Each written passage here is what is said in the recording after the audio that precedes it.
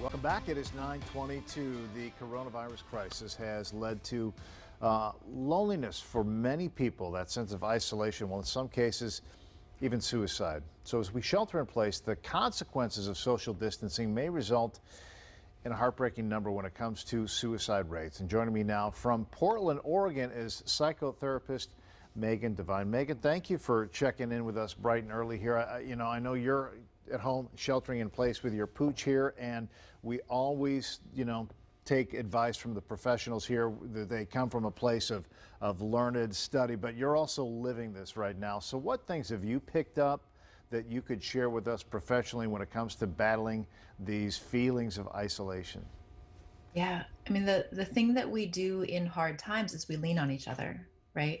We go out for a walk with a friend, or we have a tea date. We touch and we connect, and we're not allowed to do that. So the things that we go to help ourselves survive, we can't do. And that's causing a lot of challenges, right? It's causing a lot more deepening of some feelings of depression and anxiety and just a deep, deep loneliness. And that's really hard to live through. You're right. When you say we lean on people all through the course of our daily lives, that leaning sort of takes on a much different feel. So given that sense of we can't connect with people physically, what's your advice to sort of stay encouraged and to still lean on people without being able to do it in person?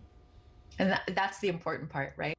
I think we sort of can get caught in this idea that I can't get the support that I need, so I just sort of give up Hmm. and turn away from that need for connection. And that turning away from that really human need, that's where things get really tricky. So finding creative ways to meet your needs for connection, reach out to people, say that you're having a hard time. That's weird on in the best of times. It's hard for us sometimes to reach out and say that we're in pain, and this is certainly not the best of times. So that extra effort to reach out to a friend, even online, even on social media, reaching out to somebody and saying, I'm having a tough time, would you have like a virtual tea date with me? Right. I think people can sometimes be like, I don't want to call somebody or text somebody and have a long discussion about my feelings. Hmm. That's not necessarily what you need to do.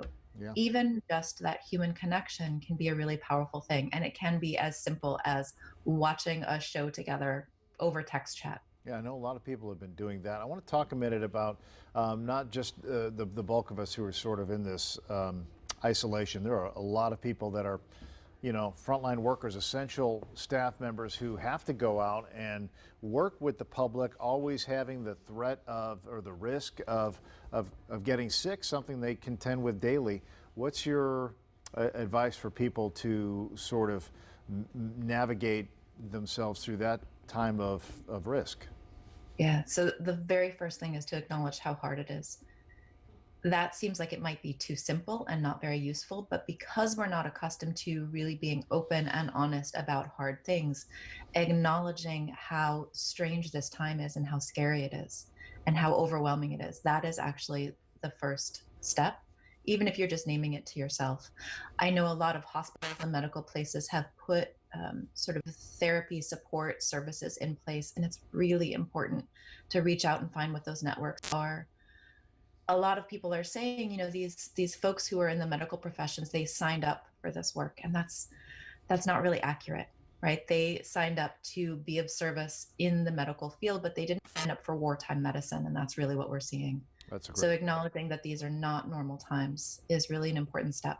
Megan, I could talk with you for another half an hour, but we have to wrap it up. I want to say thank you for sharing your thoughts and just kind of that calming sense of our own personal health. Nice to chat with you. Thanks so much. Bye bye. Also want to share this information. If you are having thoughts of hurting yourself, there is help available right now. You can call the National Suicide Prevention Lifeline. Reach out to them. The number to dial is 1-800-273-8255. We also have a link for you that you'll find at our website, and that is always fox59.com.